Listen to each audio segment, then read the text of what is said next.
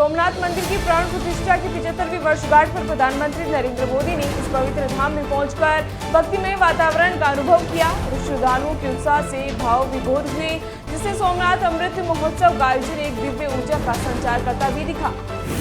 रक्षा मंत्री राजनाथ सिंह ने पश्चिमी एशिया की स्थिति पर नजर रखते हुए गठित मंत्रियों के अनौपचारिक अधिकार प्राप्त समूह यानी IGOM की बैठक की अध्यक्षता की और क्षेत्रीय परिदृश्य पर रणनीतिक चर्चा भी की गई। गुवाहाटी में आज सुबह 11 बजे हिमंता बिस्वा शर्मा मुख्यमंत्री पद की शपथ लेंगे, जिसमें प्रधानमंत्री नरेंद्र मोदी, अमित शाह और भाजपा अध्यक्ष नितिन नवीन सहित कई वरिष्ठ नेता शामिल भी होंगे। शपथ ग्रहण के बाद नई सरकार की पहली कैबिनेट बैठक भी आयोजित की जाएगी।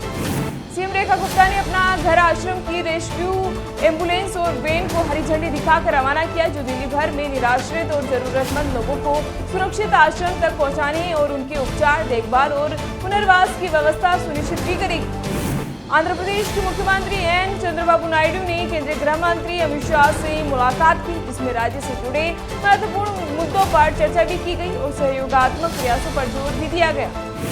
मध्य प्रदेश के मुख्यमंत्री मोहन यादव ने कूनो नेशनल पार्क में 2 चीतों को छोड़ा, जिससे वन्य जीव संरक्षण और जैव विविधता को बढ़ावा देने की दिशा में राज्य ने एक महत्वपूर्ण कदम भी उठाया।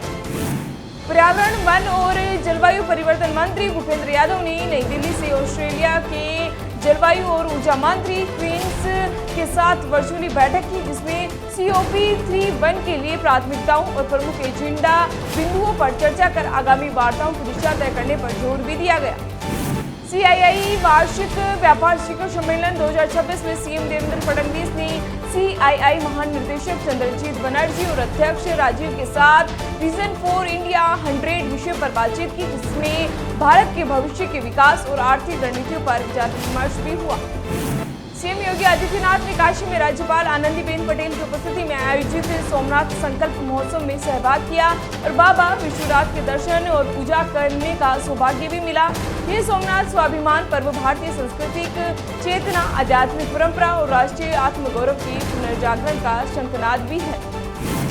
शिवराज सिंह चौहान ने घोषणा की है कि विकसित भारत जी रामजी अधिनियम की अधिसूचना जारी कर दी गई है और 1 जुलाई से ग्रामीण मजदूरों को इस योजना के तहत साल में 125 दिनों का रोजगार मिलेगा, जबकि 1 जुलाई से पहले के कार्य मनरेगा के अंतर्गत पूरे भी किए जाएंगे। बंगाल के सीएम शुवेंदु अधिकारी ने मुख्यमंत्री बनने के बाद पहली कैबिनेट बैठक की, जिसमें राज्य में कानून व्यवस्था और प्रशासनिक स्थिति का जायजा लिया। उन्होंने बताया कि नई कैबिनेट ने इस सर्कुलर के तत्काल क्रियान्वयन को मंजूरी दे दी है।